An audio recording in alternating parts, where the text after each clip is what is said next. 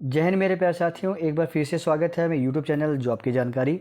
तो दोस्तों, इस वीडियो में हम बात करने वाले हैं सीआरपीएफ मेरिटोरियस स्पोर्ट्स पर्सन की जो वैकेंसी आई, जिसमें टोटल 169 वैकेंसीज आउट की गई थी। उसका भी एडमिट कार्ड आउट कर दिया गया और अब इसका सिलेक्शन प्रोसेस जो स्टार्ट हो चुका है। तो लोगों को जो है ये डाउट रह गया है कि सर डॉक्यूमेंटेशंस में क्या क्या डॉक्यूमेंट हमको लेके जाने होंगे, उसके बारे में एक बार जो हम गो थ्रू कर लेते हैं। जैसे कि आप देखते हैं कि जो नोटिफिकेशन है दोस्तों, आप इसको देख रहे होंगे। तो आप इसको स्क्रॉल डाउन करेंगे और यहाँ पे आपको आई थिंक पेज नंबर दिख जाएगा, 11 नंबर पेज। तो यहाँ पे आपको दिखेगी इस रिक्रूटमेंट की सिलेक्शन प्रोसेस। ये देखिए दोस्तों, 6 नंबर जो पैराग्राफ है यहाँ पे, और ये पेज नंबर 11 है। 32 पेज के नोटिफिकेशन है। यहाँ पे सिलेक्शन प्रोसेस जो कॉलम आएगा, वहाँ पे आपको उसके 6 नंबर के बी वाले जो सब पैरा है, यहाँ पे दिखेगा आपको डॉक्यूमेंटेशन। इसमें क्या क्या डॉक्यूमेंटेशन रहने वाला है वो आपको यहाँ से फाइंड आउट कर पाएंगे। मैं एक बार आपको एक्सप्लेन भी कर देता हूँ ताकि आपको किसी प्रकार का डाउट या कन्फ्यूजन ना रहे। तो दोस्तों, डॉक्यूमेंटेशन में सबसे पहला जो चीज़ रहेगी दोस्तों, कि स्पोर्ट्स पर्सन की ड्यूटी कर रहे हैं आप, स्पोर्ट्स पर्सन की आपकी वैकेंसी आई हुई है, ज्वाइनिंग भी उस हिसाब से होनी है। तो इसमें आपके पास में स्पोर्ट्स का डॉक्यूमेंट्स होना चाहिए। आप देख सकते हैं यहाँ लिखा गया है, produce all original documents certificate pertaining to age, education, caste and sports achievement as per para 4D। तो पहले हम बात कर लेते हैं कि स्पोर्ट अचीवमेंट का जो पैरा 4D है, इसमें क्या है। आपको पैरा 4D जो है, जब आप इसको ऊपर जाएंगे दोस्तों, तो पैरा नंबर 4 पे आपको जाना है और उसके सब पैरा जो डी दे रखा है वहाँ पे आपको जाना है। और डी के अंदर देखिए लिखा हुआ है स्पोर्ट्स क्वालिफिकेशन, और ये सबसे इम्पॉर्टेंट पार्ट है इस वैकेंसीज़ का। ये चीज़ आपके पास में 101% जो है फुलफिल होनी चाहिए।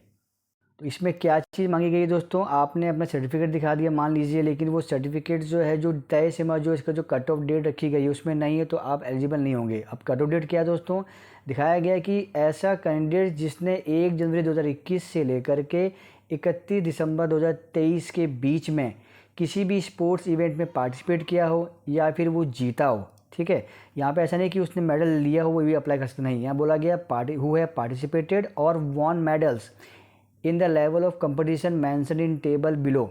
अभी जो टेबल है कौन सा है, ये वाला टेबल है। इस टेबल के अंदर में जो कंपटीशन हुए हैं उसमें उसने या तो पार्टिसिपेट किया हो या फिर मेडल जीता हो। और डेट का दी गई है 1 जनवरी 2021 से लेकर के 31 दिसंबर 2023। इसके बीच में आपका दोस्तों अगर ये सर्टिफिकेट है तो आप बेझिझक होकर अप्लाई कर दीजिए। ये जब आपको 3rd नंबर कॉलम पे आएंगे तो यहाँ पे ये स्पोर्ट्स इवेंट दिए गए हैं, किस किस स्पोर्ट्स इवेंट्स के अंदर में आपने पार्टिसिपेट किया होना चाहिए, तभी आप एलिजिबल होंगे इस भर्ती के लिए। किस स्पोर्ट्स इवेंट में कितने कितने मार्क्स अलॉट किए जाएंगे वो भी यहाँ पे दे दिया गया, आप उसको चेक कर सकते हैं। ठीक है दोस्तों, तो ये तो हो गया स्पोर्ट्स क्वालिफिकेशन की बात, जो कि आपका पास में उसका सर्टिफिकेट होना चाहिए।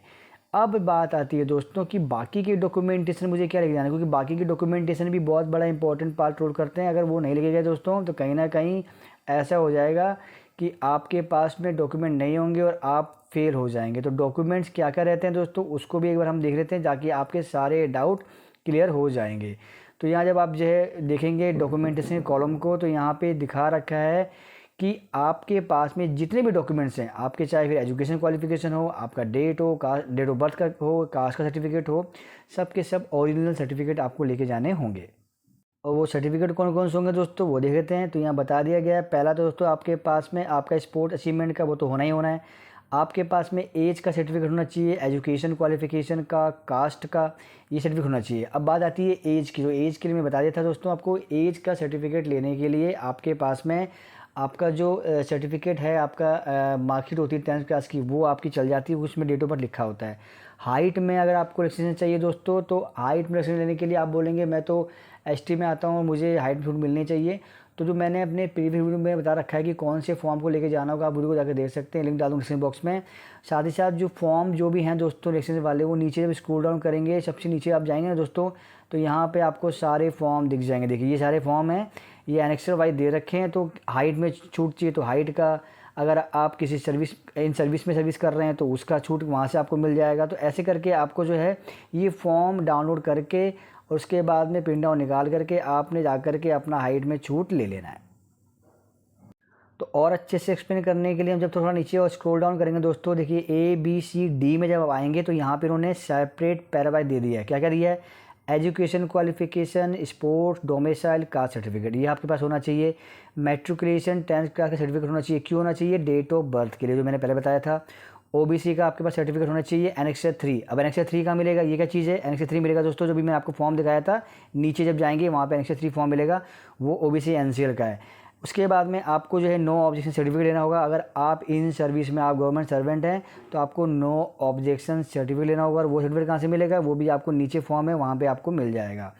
ऐसे ही आपको अगर रिलैक्सेशन चाहिए हाइट और चेस्ट के अंदर में, तो एनेक्सर 6 फॉर्म चाहिए होगा। वो कहाँ मिलेगा? वो भी फॉर्म दोस्तों आपको मिलेगा नीचे की तरफ में, वहाँ पे एनेक्सर 6 फॉर्म को अपलोड करके डाउनलोड कर लेंगे तो आपका हो जाएगा। उसके बाद में आपके पास में क्या होना चाहिए? डोमिसाइल हो गया आपका, Aadhaar card, PAN card, driving licence है आपके पास में, अच्छी बात, वो लेके जाइए। वोटर कार्ड हो, पासपोर्ट हो, ये भी चीज़ें आपको लेकर के जाना है। और दोस्तों 4 लेटेस्ट पासपोर्ट साइज़ फ़ोटोग्राफ भी आपको लेके आनी होगी। जो आपने एप्लीकेशन जो है सबमिट की थी उसमें अपलोड किया होगा, वही सेम फ़ोटो आपको जो है 4 पासपोर्ट साइज़ फ़ोटो लेके जानी है। ये नहीं कि अभी की फ़ोटो आप ले रहे हैं, जो आपने फॉर्म अप्लाई किया था, जो आपने फ़ोटो अपलोड की थी, वो 4 फ़ोटो होनी चाहिए। इसके अलावा सबसे इम्पॉर्टेंट बात जो मैं आपको बताने वाला हूँ, वो क्या चीज़ है कि आप जो भी फॉर्म दिखाएंगे, यानी कि आपका जो भी आपके पास सर्टिफिकेट्स होंगे, वो जब दिखाएंगे जाकर के बोर्ड को, तो उसका आपके पास में जेरोक्स कॉपी होनी चाहिए, कम से कम 5-5 सेट। क्योंकि होगा क्या कि पहले वो आपके ओरिजिनल सर्टिफिकेट को चेक करेंगे, अगर वो सब कुछ ठीक पाया जाता है तो आपके ओरिजिनल सर्टिफिकेट आपको दोबारा दे दिए जाएंगे, आपको हैंड ओवर कर दिया जाएगा। और फिर आपसे कहा जाएगा कि अब आप इनकी जेरोक्स कॉपी दीजिए। तो जेरोक्स कॉपी यानी कि फ़ोटो स्टेट करवा के आपने लेके जाना है और इसको अटेस्टेड करवाना है। अटेस्टेड कहाँ से कराना है दोस्तों? अटेस्टेड आप सिंपल सा फंडा बताता हूँ मैं आपको, आप जाइए स्कूल में और उसके प्रिंसिपल से अटेस्टेड करवा लीजिए, कोई दिक्कत नहीं है, प्रिंसिपल अटेस्टेड कर देगा। और वो डॉक्यूमेंट जो आपका जेरोक्स का सेट होगा वो उनको आप बोर्ड को दे दीजिएगा। फिर आगे चल के आपका सेक्शन अगर हो जाता है, तब जाकर के फिर आपके ओरिजिनल सर्टिफिकेट को जो है सबमिट किया जाता है। तो ये प्रोसेस रहेगी डॉक्यूमेंटेशन की। तो डॉक्यूमेंटेशन में जो मैंने फॉर्म बताया है, खासकर गलती कहाँ पे होती है, जो नीचे एनेक्सर फॉर्म दिए गए हैं दोस्तों, लोग सोचते हैं कि कुछ नहीं है, चल जाएगा, मैं बोल दूंगा, मैं एसटी कैटेगरी का फॉर्म दिखा दूंगा तो मेरा हो जाएगा। नहीं दोस्तों, आपको जिस भी चीज़ में छूट चाहिए उस फॉर्म को दिखाना होगा। और ये फॉर्म साफ यहाँ पे नोटिफिकेशन में दे भी दिया गया है। तो इस फॉर्म को यहाँ से प्रिंट आउट करके आपको लेके चले जाना है, तब जाके छूट मिलेगी। मान लीजिए ये एनेक्सर 6 फॉर्म है, यहाँ साफ लिख दिया गया है कि क्या लिखा है, ये पढ़ सकते हैं एक बार। Form of certificate to be submitted by the candidate those, वो लोग जो इंटेंट चाह रहे हैं relaxation in height and chest measurement. तो ये फॉर्म आपको लेके जाना होगा, भले ही आप एसटी कैटेगरी में आते हो, लेकिन नहीं, आपको इस फॉर्म को लेके जाना होगा। और इस फॉर्म को किससे आपको रजिस्टर करवाना है? District magistrate, sub division magistrate या तहसीलदार से। तहसील ऑफिस में जाइएगा, वहाँ पे इस फॉर्म को ये अटेस्टेड कर देंगे, क्योंकि आपके पास में ऑलरेडी जो है उस कास्ट का सर्टिफिकेट होगा, उसको देखकर ये फॉर्म अटेस्टेड कर दिया जाता है। तो दोस्तों आशा करता हूँ जो मैंने इन्फॉर्मेशन दी है डॉक्यूमेंटेशन के रिगार्डिंग में, उसकी आपको जानकारी मिल गई होगी। और मैंने इसके पहले एक सिलेक्शन प्रोसेस क्या रहने वाली है, फिजिकल एग्ज़ाम जो पीएचटी होगा क्या कैसे रहेगा, हर एक चीज़ मैंने एक वीडियो के माध्यम से एक्सप्लेन की है। उस वीडियो का लिंक भी डाल दूंगा डिस्क्रिप्शन बॉक्स में, आप जाकर उसको देख सकते हैं।